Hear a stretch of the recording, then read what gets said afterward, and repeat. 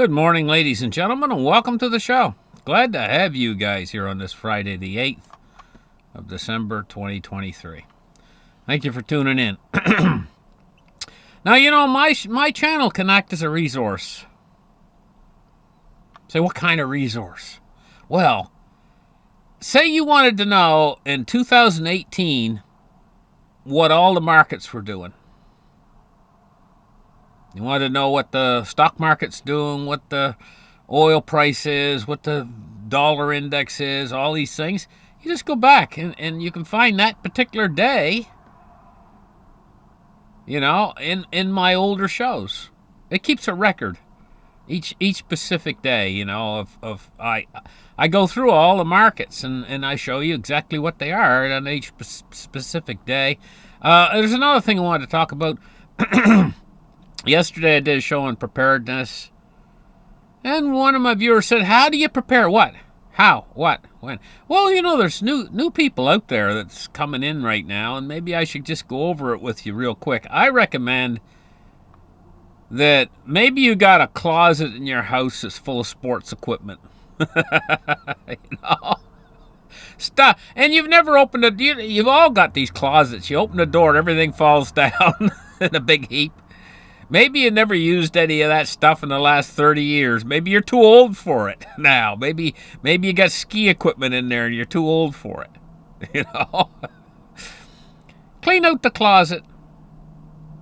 Put bottled water in there for yourself. Canned food. Dried foods that last a long time. Things like pasta and stuff. Rice, beans. Things like that in there. A medical kit. Make sure you got your medical kit in there. Medicines, things you're going to need. Batteries, flashlights, and you got to be careful how you store stuff, too. There's little tricks to store and things like that if you're going to store it for a long time. And when you're all done, you can just shut the door on that closet and don't worry about it. You won't need it until the crisis happens. And I'm going to just show you guys something here. Take a look at this. Hold on. Which article was it I had here? Okay, here it is right here. FBI director says terror threats are elevated to all-time highs since the Hamas attacks. Okay? Well, the Hamas attacks and that fight is over there in Israel, and the United States is sort of involved, but not really sort of involved. What would the terrorist threat go up to if we really get a boots-on-the-ground war, perhaps in Eastern Europe and perhaps in the Middle East? Because if you think that they got terrorists, well, if you think this is bad with terrorists in the United States, there's probably infiltration groups well, this is what they think. They think they're here. This is what they're talking about. It says the actions of Hamas and its allies will serve as an inspiration for the likes of which we haven't seen since ISIS launched the so-called caliphate years ago. He says this is not a time for panic, but it's a time for vigilance. And what are they talking about here?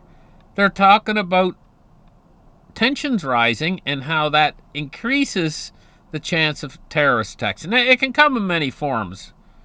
A terrorist could already be in your country. You don't know they're there. And it could take many forms. It could be cyber attacks.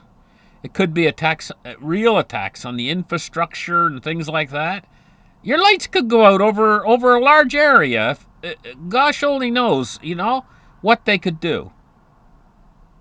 So why am I getting into this right now? Why am I talking about this? This is why you need your closet full of food and water and stuff like that. Because do you guys all remember what happened during COVID? There's a lockdown. And some of you are probably awful glad that you had that pantry with some food in it during the lockdown. Or you had that extra box of toilet paper that you bought from Costco. You're some glad for it. Because you wouldn't have been able to even wipe your butt. During the COVID thing. And you saw cities burning in the United States. War can be even worse. and the lockdowns can be more severe if it's a critical situation, like maybe the infrastructure is, maybe they, goodness knows, they what they could do. They could even have some sort of an EMP and knock the power grid down. Then you'd see a military lockdown of the people, because they don't want the people to basically burn the cities down, because the people just go nuts if there's no power for too long a period of time. So what are they going to do? I can tell you right up front what they're going to do. They're going to lock you. They're going to not let you leave your house. If there's terrorist attacks happening on a massive scale, that's what would happen. So what are you going to do? Here, you're locked at home. You can't even step outside your door safely. What are you going to do? Well, you got your food then. You got your water. You got your canned food. You know, and it wouldn't even be a bad idea to put away a little bit of propane for yourself and have one of those propane camp stoves. Because the power grid could be down during this as well. Talk about a hard situation. But you know, people in China went through this during the COVID lockdowns. It wasn't like over here. It was more like a military lockdown where they couldn't leave their apartments and they were hungry. They didn't have any food in there and they weren't getting any food brought to them. And yeah, the government might promise everybody, okay, we're going to bring everybody food. And then they don't show up for months. And you haven't got anything to eat, but everybody needs food at the same time. You ain't going to get any. There's an awful lot to think about, and I know an awful lot of people in my audience out there, you know. Maybe you're one of these kind of people that just goes in each day and gets the food that you need. Maybe you just go to a restaurant or whatever and have your dinner, and you only eat one meal a day, and maybe you just might have a few bananas on the table at home. That's all you got in the house. There's a lot of people like that. They got no pantry. You know? So what I'm suggesting is just clean out a closet, fill it with stuff. You know? Great idea. And it doesn't cost that much right now. It costs a little bit, but isn't your life worth a lot more? Now, let's get in and take a look at this. Gaza is in flames. Israel's expanding the offensive. Oh, they're pounding that area. What's going to happen? I don't know, but I do know that we're at a spot here where a lot can happen fast. White House says it can no longer promise Ukraine more U.S. aid. They can no longer promise Ukrainian more United States aid is coming. They can't hold to that, evidently. It says the White House said Thursday is now unable to pledge to Ukraine that it will receive more U.S. military, economic, and humanitarian aid to help counter Russia's invasion, as the funding continues to get blocked by Congress. Evidently, what they want to push through is $110.5 billion in fund for Ukraine, for a fund for Ukraine and Israel. And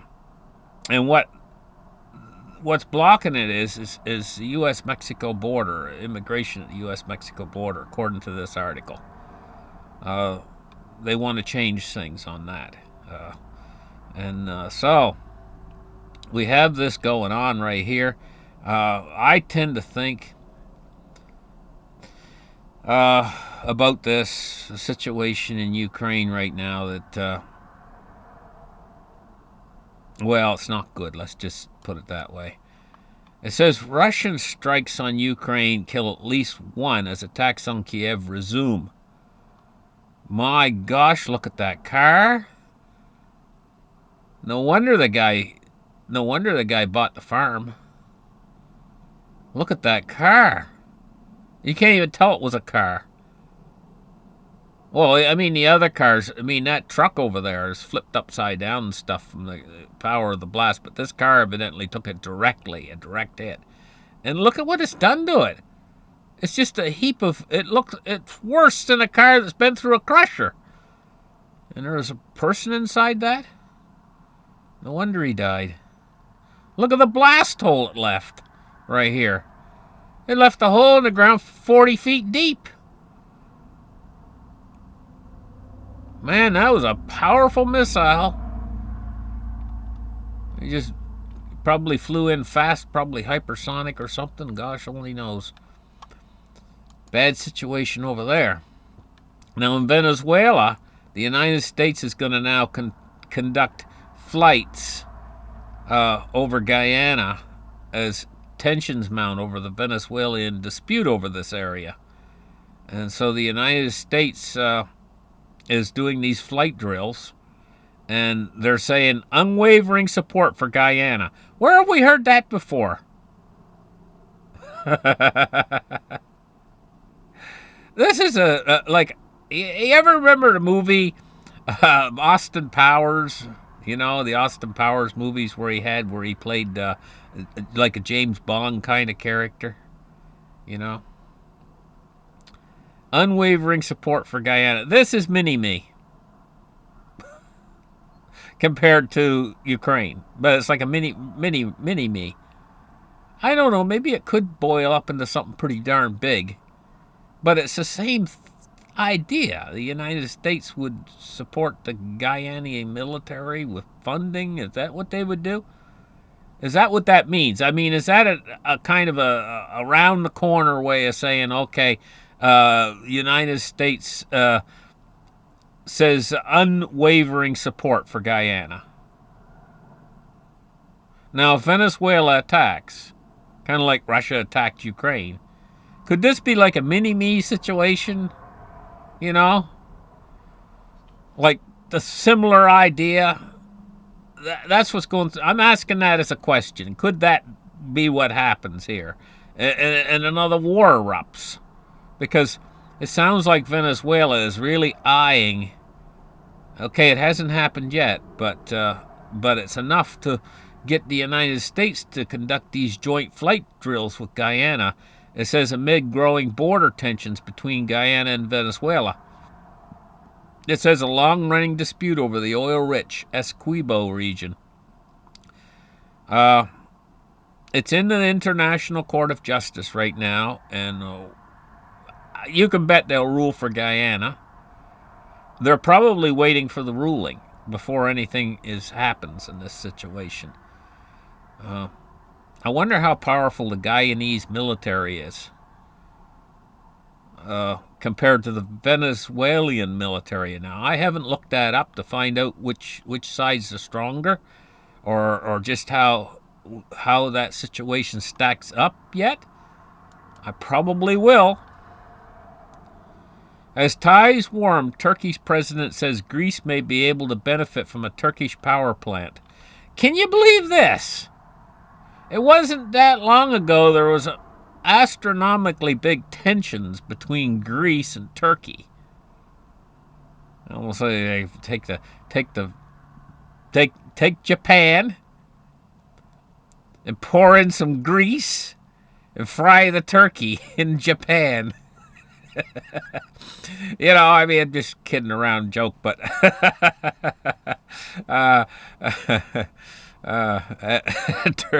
Turkey's president says Greece may be able to benefit from a Turkish power plant. So they're offering Greece a Turkish power plant, and it looks like they're getting along famously. But this is what happens in war. See, sides are drawn real quick. This guy's on this side, this guy's on that side, and then maybe some people that used to be enemies suddenly become friends because the whole complexion of the whole geopolitical scene is in a state of turmoil and change. It changes so fast. Take a look back in World War II, how Japan suddenly joined up with Germany as the axis of evil. You know? In World War II.